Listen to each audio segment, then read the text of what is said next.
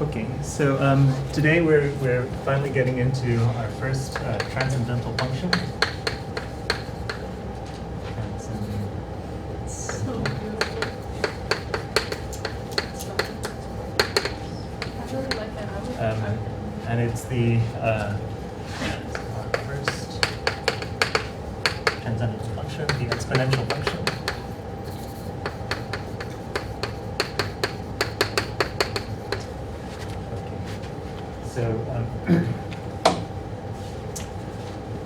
So like I said before, there's sort of this analogy between like algebraic numbers and transcendental numbers, algebraic functions and transcendental functions, and these functions are sort of beyond the scope of the algebraic functions, so they transcend them. I guess that's why they call it the transcendental functions. I'm not sure, to be honest.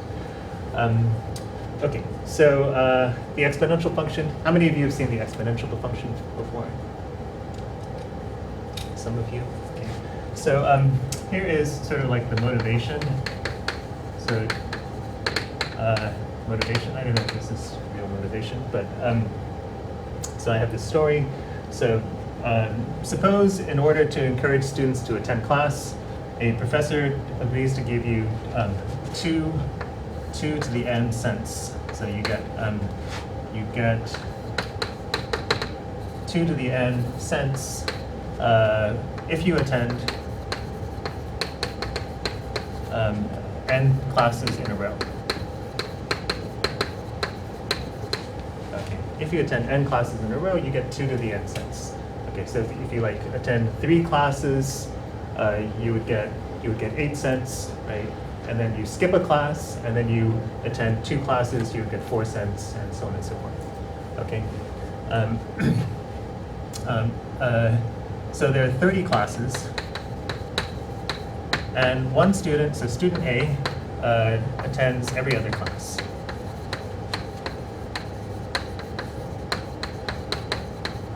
Okay. And how much does student A get?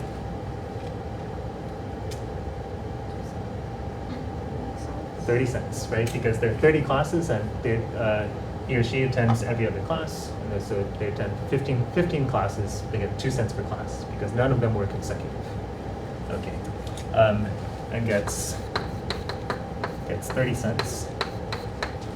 Student B attends every class and gets how much?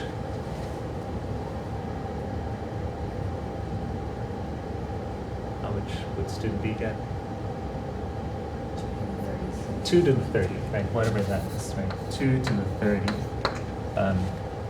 I guess we can roughly estimate that, because 2 to the 10, is a little bit more than 1,000, right? Right. So 2 to the 30 would be 2 to the 10 times 2 to the 10 times 2 to the 10. So that would be roughly 1 billion, right? Yeah, 1 billion cents, right? That's to say,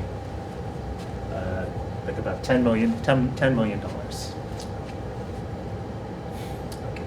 So, right. So, student B retires and goes home, or after impoverishing their professor, and student A regrets that they did not attend class. Okay, so this sort of growth is called exponential growth.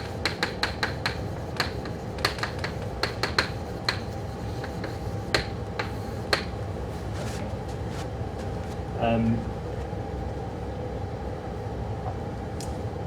Right. Okay. You notice that if they had only attended the first 20 classes, so suppose they skipped the first 10 classes, and then they start attending from the 20th class on, or I'm sorry, the 11th class on, then how much would they have gotten?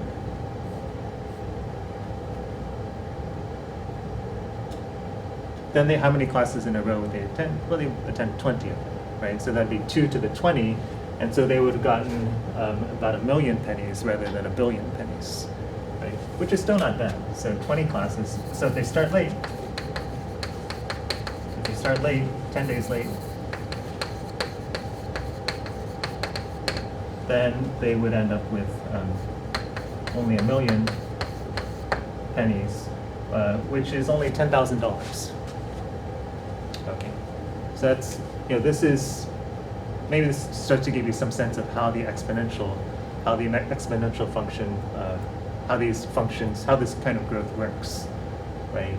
It's something that you want to do for, a long period of time, and the longer you do it, the more you do it, the better things get, right? The faster the growth rate gets. So if you only do it for 20 days, you get $10,000. Well, that's pretty good. That's not bad, right? But if you had started 10 days earlier, then you would have ended up with $10 million, right? $10 million, a billion pennies rather than 1 million pennies, right? And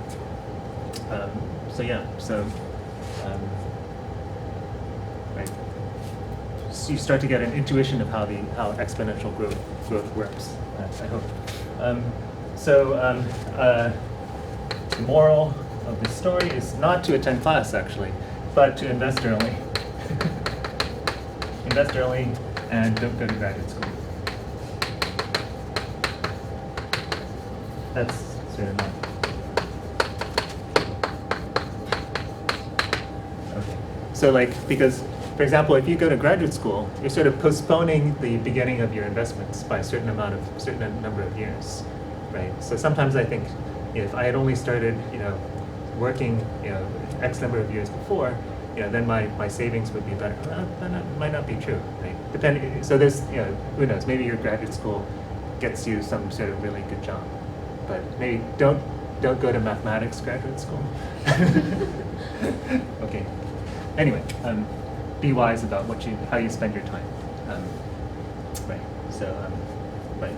If you start investing early, then that money will grow according to the exponential function, according to some version of the exponential function, and the longer that money is in the bank or in whatever investment, it will grow faster, right? You want to keep this thing in mind, the 10 days difference, right?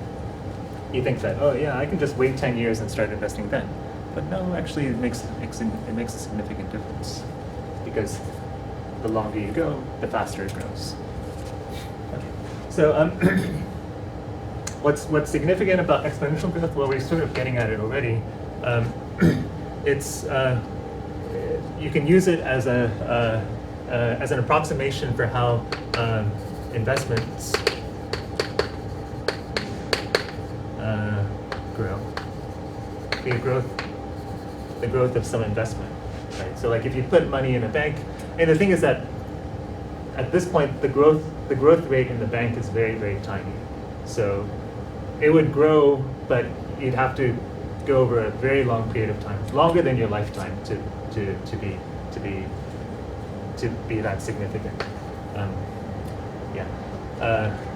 But if you invest in stocks or something, then on average, anyway, the stock market does have more significant growth rate. Okay. So so it occurs in reality in the following forms, in at least these forms. The growth of investments, the growth of population, the spread of disease.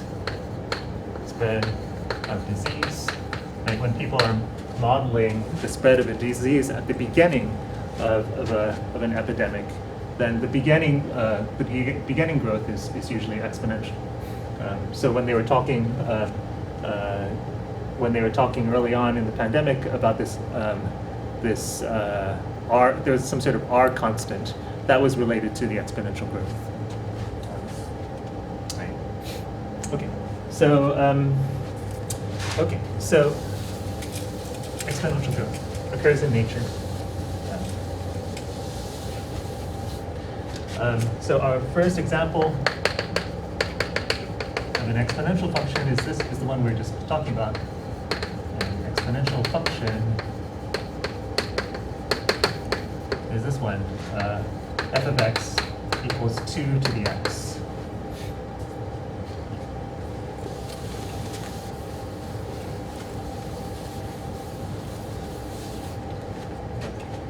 Now, before we get there, let's remind ourselves some properties of exponents, right? If I have something, so let a be some constant, some positive constant. If I have a to the m times a to the n, then what's that? We call properties of exponents.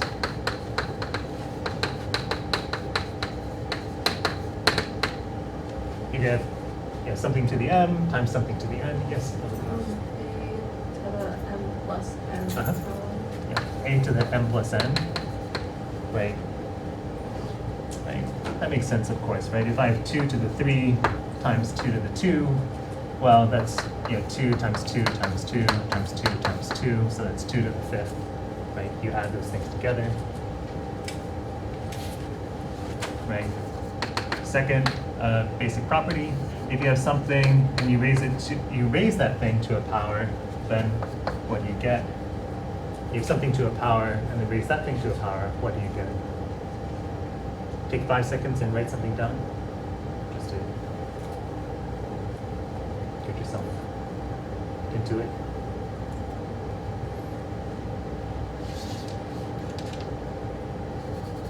Okay, what's the answer? A to the m times n. A to the m times n, right?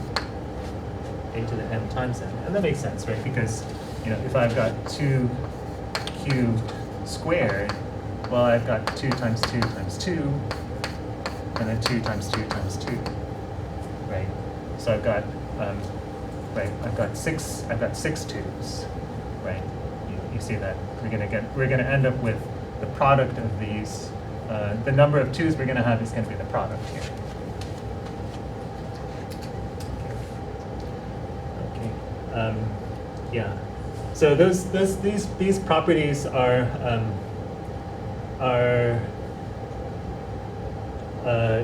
kind of obvious for whole numbers, but they're also true. They're also true for like fractions and stuff like that.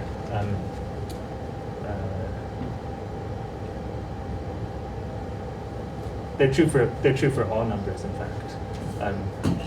So, for example, so like if I have, let's see, if you see something like 2 to the 3 halves, 2 to the 3 halves, what does that mean? Right, 2 cubed makes sense, right? What does 2 to the 3 halves mean to you?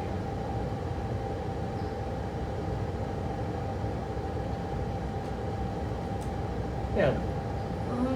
Like the square root of 2 to the power of 3. Yeah, that's one way of thinking about it. You can think of it as 2 cubed to the 1/2, right? The square root of 8, right? That's one way of thinking about it. Another way of thinking about it is so that's sort of using the second property to think about it. Another way of thinking about it would be to say, well, this is 2 to the 1 times 2 to the 1/2, right? That's the same thing, just using the first property to think about it, right? From the perspective of the first property, this is 2 to the 1.5, right? So it's 2 to the 1 times 2 to the 0.5, right? So it's 2 times the square root of 2, which is, of course, that's the same thing, of course. Right? So if you have some fraction, right, like 2 to the 3.1, right, you can think of this as 2 to the 3 times 2 to the 1/10. Right? So it's 2 cubed times the 10th root of 2. Whatever that is. Okay. So this is just sort of a review of exponents. what about something like 2 to the pi? What about something like 2 to the pi? How do we deal with that? That you probably haven't seen before. How do you, can you guess how we would deal with it?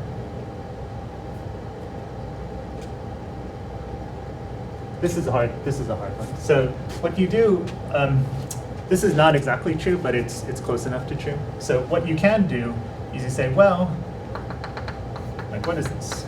Say, well, I don't know what that is, but this is sort of the calculus method, right? I don't know what that is, but I do know what 2 to the 3 is, right? And I also do know what 2 to the 3.1 is, right? And I know what 2 to the 3.14 is, and so on and so forth, right? All of these things, you can just realize, and by using this sort of thing, right? 3.14 would be 3.14 would be this times 2 to the 4/100ths, right? And so on and so forth. So what you can do is get a sequence of numbers, and those numbers will get closer and closer to some number, and we call that thing 2 to the pi. Okay. So what we do is we take a limit, take the limit, and that we call that limit 2 to the pi. That's how you deal with those things. And then the kind of cool thing is that the properties still hold.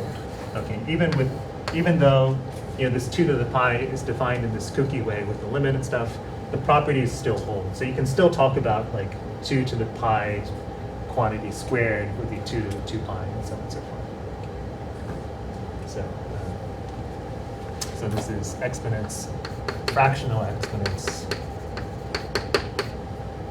And then here we've got like some sort of, and this is still, these are all fractional exponents, right? This is 314 over 100. And then this is the irrational exponent.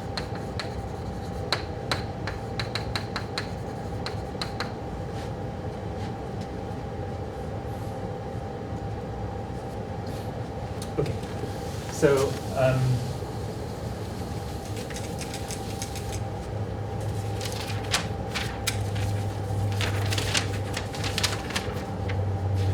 okay, so just sort of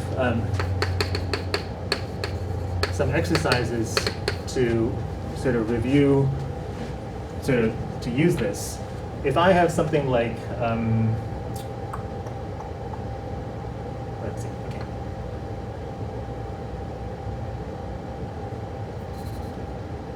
Square root of 2 to the square root of 2 to the square root of 2, what would that be? So this is just a review of these properties here. Use these properties and see if you can simplify that.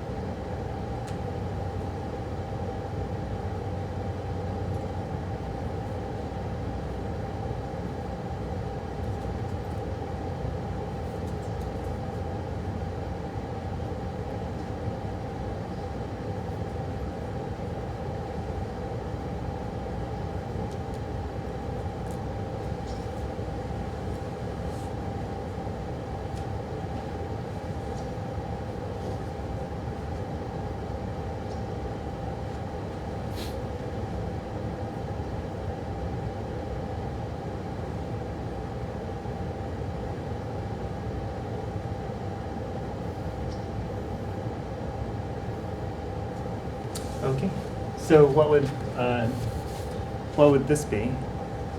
Anybody want to say? Maybe 2 to the square root of 2. 2 times the square root of 2? Let's think. How did you get that? Oh, well, the square root of 2 times the square root of 2. Would that not be 2? The square root of 2 times the square root of 2 is 2. Oh, but it's the exponent. Okay, never mind. Okay. I see my error. Okay, that's all right. That's all right. Just be 2. How did you get it? I did square root of 2 times square root of 2, which would be like square root of 2 squared, which is just 2, and so it would be, Okay, but how did you get this, the square root of 2 times the square root of 2? because it's the 2 square roots times each other due to the Yes, thank you. Yeah, so using the second property, right, you've got something to a power, so it's going to be that base to the product of the powers, right? So you get that base to the product of the powers, right? Well, the product of the powers is 2, right? So you get the square root of 2 squared. Well, the square root of 2 squared is just 2.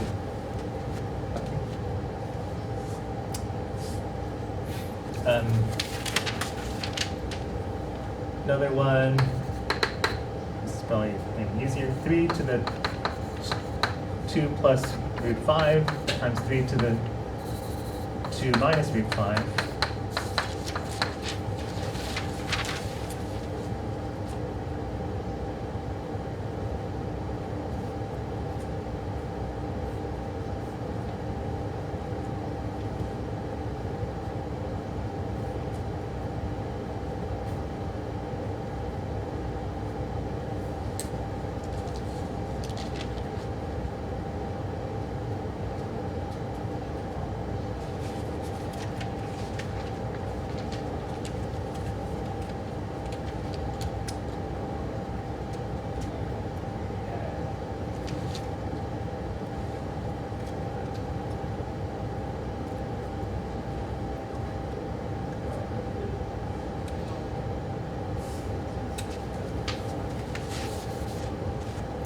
Okay, anybody want to say?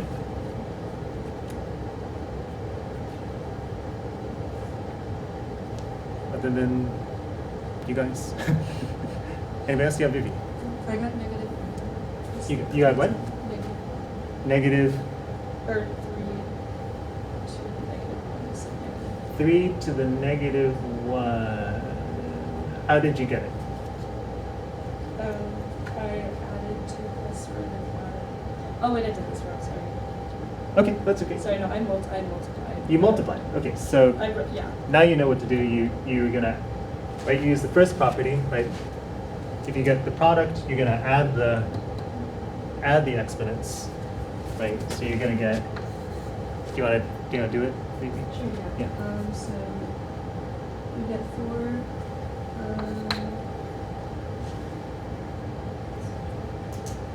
4. Yeah. That's the end.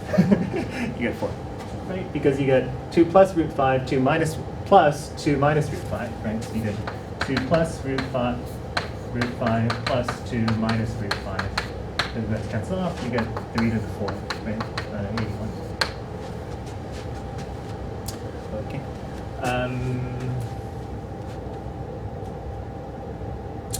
10 to the pi minus 2, no, pi plus 2 over 10 to the pi minus 2.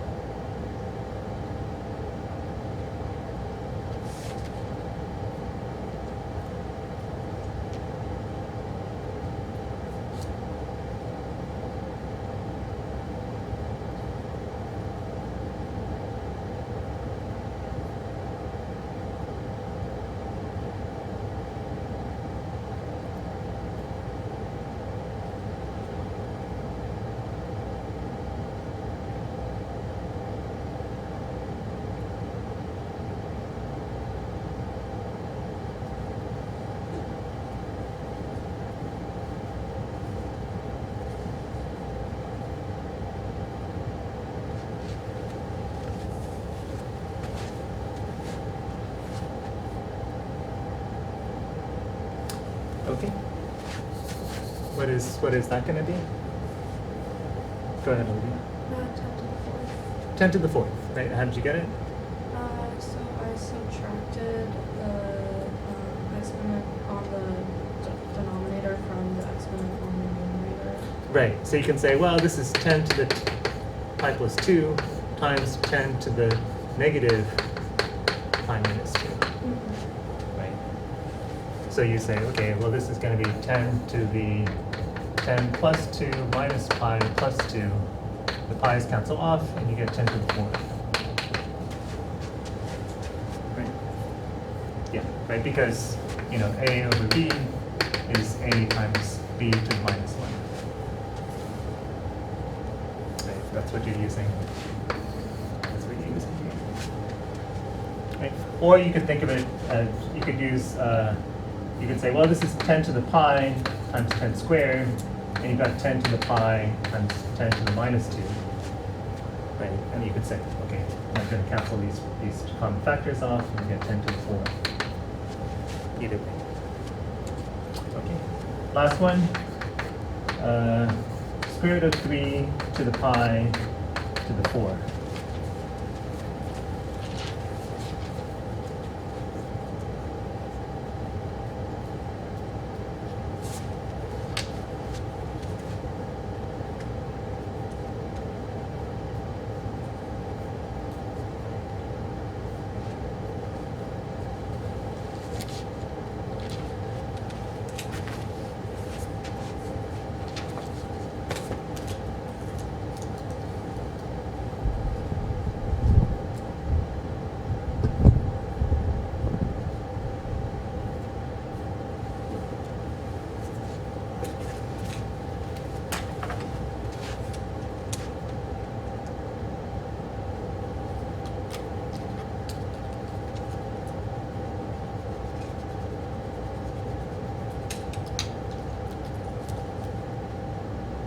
Okay, turn to a neighbor and talk.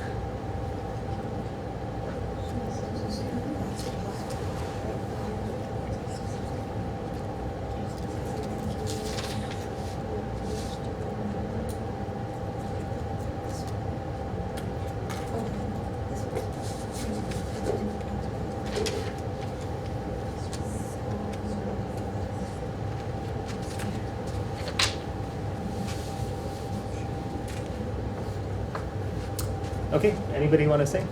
This one semi-tricky? I don't know. Anyone want to try it? Manuela? So I'm using the second property from equation as exponents. I have the square root of 3 to be 4 multiplied by pi. Okay, that's true. You can actually go a little bit farther. Anybody go more than that? Janie? And then the square root of 3 is equal to 3 to the 1/2, Okay. right? So then that simplifies to 3 to the 1/2 times 4 times pi, which is the same as 3 to the 2. 3 to the 2. So 3 to the 2 pi. Yeah. So yeah, so you said, well, this is going to be 3 to the 1/2 to the 4 pi, which is 3 times to the product, which is 2 pi, right? If you wanted, you could go a little bit, you could make it a little bit, you could say, well, let's use the second property in reverse here. This product I'm going to write as like this, 3 squared to the pi, right? And then it would be 9 to the pi.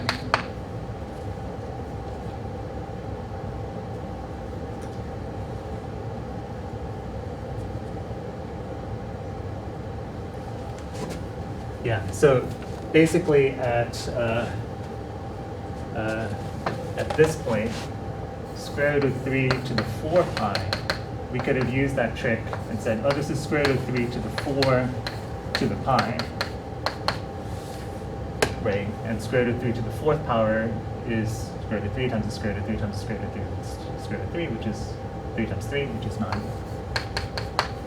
Let's look at that.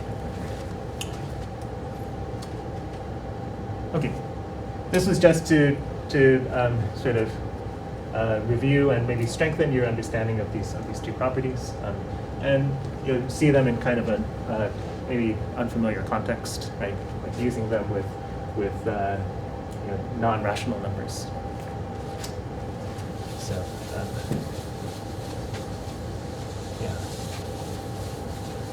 we haven't shown that these properties hold for irrational numbers, but just you'll see it sometime later, I hope.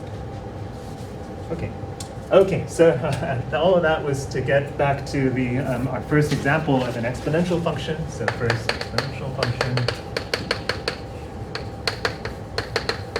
which was this 2 to the x.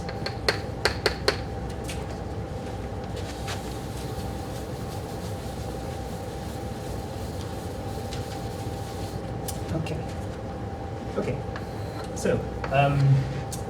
So what does this function? Oops.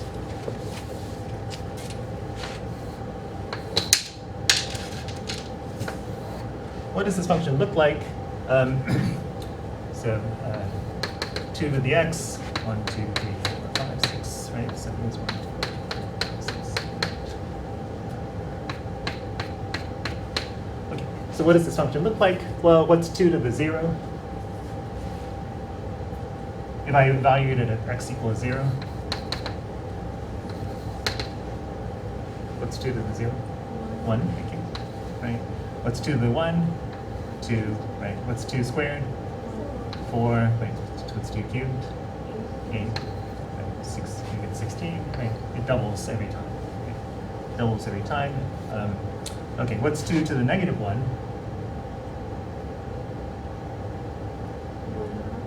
1/2. Mm-hmm. What's 2 to the negative 2? 1/4. 2 to negative 3?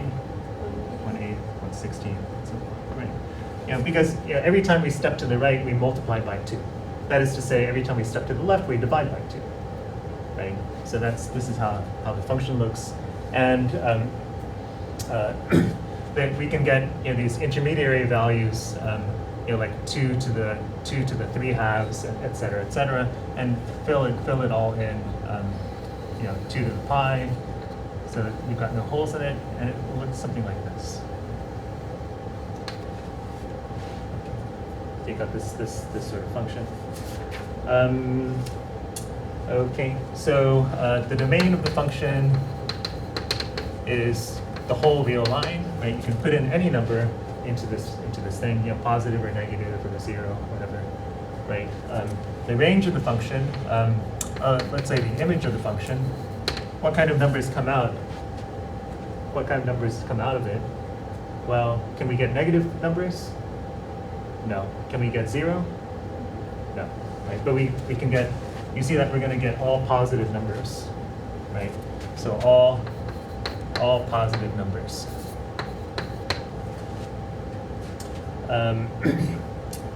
Right, it's y-intercept, right, in terms of intercepts, right, it has a y-intercept at 1, so y is at 1. It has no x-intercept, right, it never crosses the x-axis. Does it have any asymptotes? Does it have any asymptotes? Sure, right, as you head off towards infinity, negative infinity only, right, becomes 0, right? So x equals 0 is this horizontal asymptote that it gets as you're heading to the left. Okay, is it a one-to-one map? Is it a one-to-one map? You guys remember what one-to-one means? Like no two inputs get mapped to the same output, right? You pass the horizontal line test. Yes, James? Just to clarify, is the Yep. asymptote y equals 0? Thank you, yes.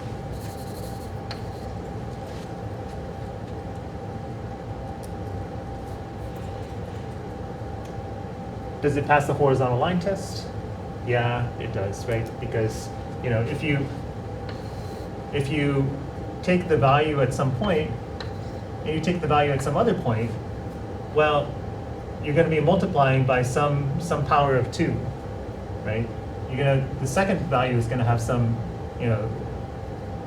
it's going to be bigger. Right? You'll be multiplying.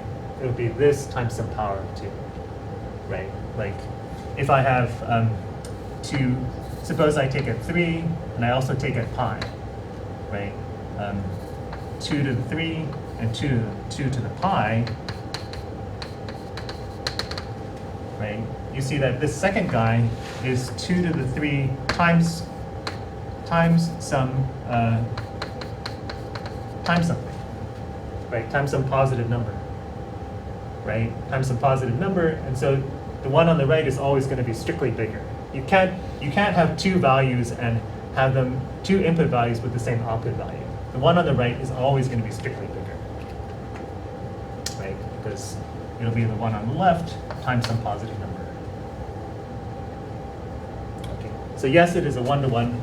Yes, it's one-to-one, and so it has an inverse function. Right? We can flip it. We can flip it across this line and get something that looks like this, like this. Okay, so this is the inverse of 2 to the x.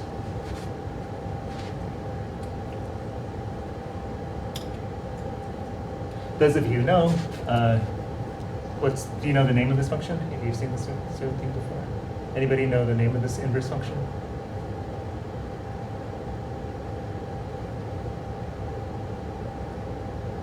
It's called log base 2. Anyway, we'll get to that in a couple sections. So you don't need to know that. Okay, so yeah, but that's also an important function. Okay, so getting some sense of how the function works, but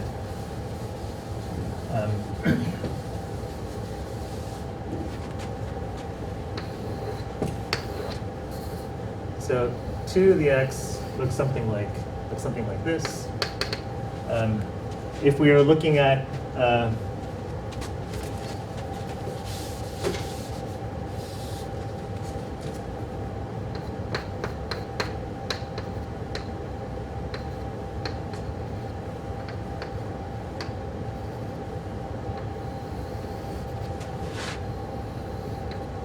okay, so if we were looking at negative 2 to the x, well, that would just be the flip going downwards, right?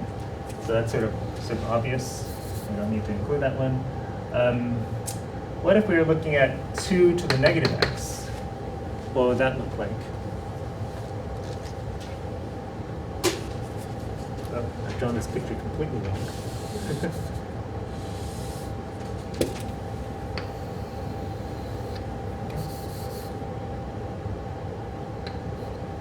That's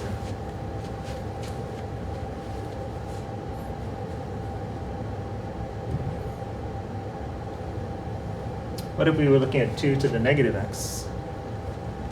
What would that be?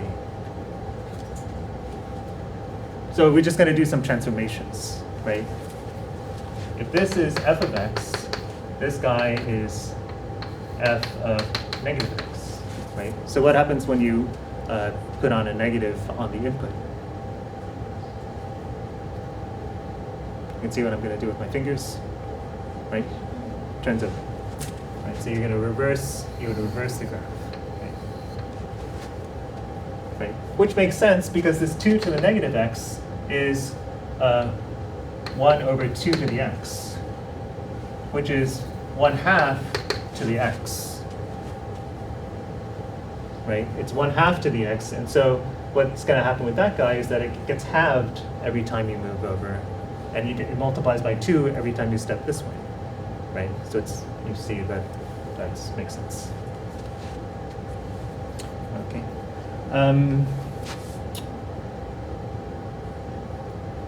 Yeah. How about 2 to the x minus 2?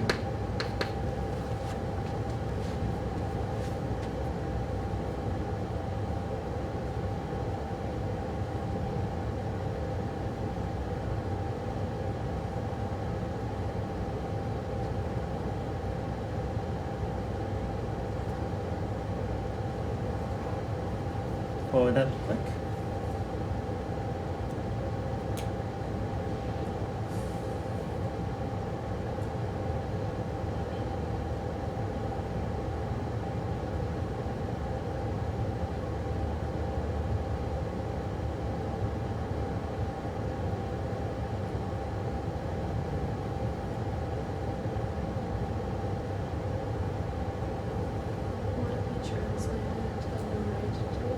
translated to the right by 2, right? So you just move this guy over, have 2 steps. Like this.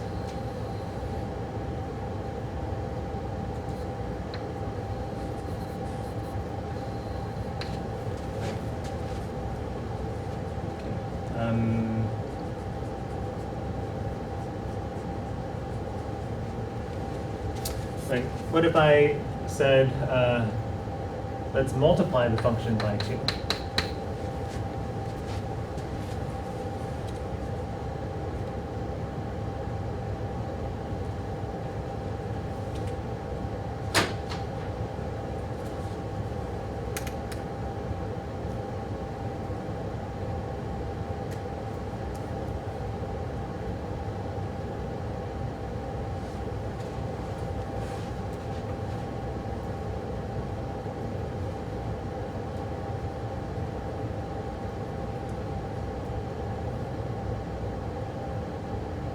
Vivi?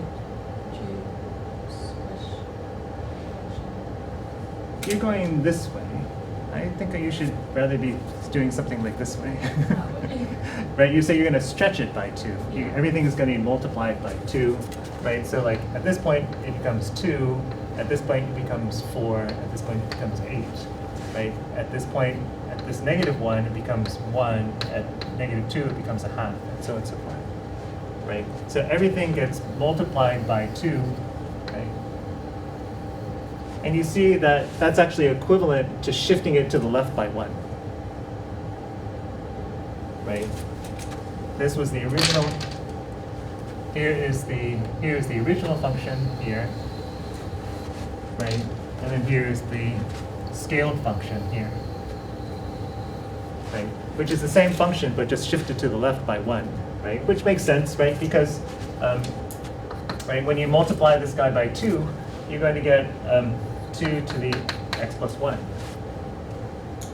Right? Which is the same thing as f of x plus 1. Right? If we had divided by 2 squared, say, well, that would be 2 to the x minus 2, which is the same as f of x minus 2. F of x minus 2 was this guy, right? So multiplying, dividing by 2 squared moves it over to the right. The same thing as shifting. Okay, so that's the thing about this function, right? That multiplication by the base is the same thing as shifting it by 1 unit to the left.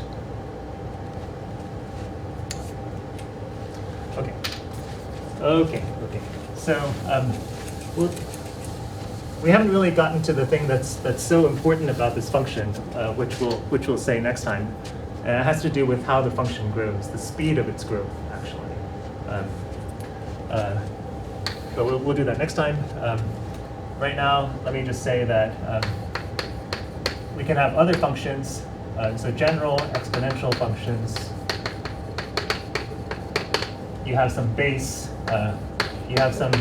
You have some positive base, right? And then you define a function, f of x equals b to the x. Okay, and then basically, as long as the function is, as long as the b is bigger than 1, it's going to look basically like this, right? So for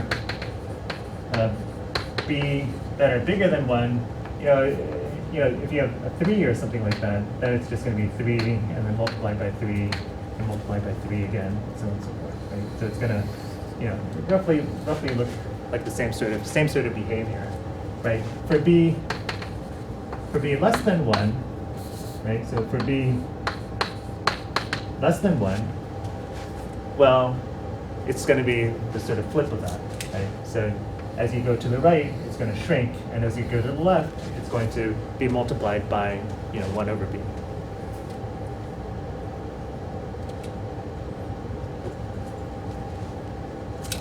So that's the sort of thing. Okay, so one last thing to say is that this may seem kind of odd, but there is one base that is considered somehow most natural. Okay, and so you might think, what would be the most natural base to you? Would 10 be the natural base? Like, would 10 be most natural? Like we have 10 to the x, right? So every time you move to the right, it's just by 10, right? But then you have to think, what's natural about this 10? What's natural about the number 10? The only thing that's natural about it is that we have 10 fingers, right? Right. So that's not in mathematics, right? That's a biological number. That's not a mathematical number. Okay. Or like the number 12, right? People, in ancient civilizations use the number 12 and as their base, right? That I think has to do with the number of moons in a year, number of months in a year, roughly. Right. So that's a astronomical number, but not a mathematical number, right? What number turns out to be most natural is this one called E. Okay. And E, one way of it is roughly 2.182818. That repeats, and then it changes to other things. So it's a transcendental number. It's an irrational number. It's a transcendental number, like pi. Okay. Okay. And the funny thing is that one way to get it is to take the sums of. So you take 1 over 1 plus 1 over. I'm sorry. Yeah, 1 over 1 plus 1 over 1 plus 1 over 2 times 1 plus 1 over 3 times 2 times 1. I guess I don't need these ones, but plus 1 over 4 times 3 times 2 times 1 plus 1 over 5 times 4 times 3 times 2 times 1, and so on and so forth. And you look at the limit of that infinite sum, and that actually is E. Those of you who know the factorial notation, this is more easily written in factorial notation. This is 1 over 3 factorial, 1 over 4 factorial, 1 over 5 factorial, 1 over 1 factorial, 1 over 0 factorial.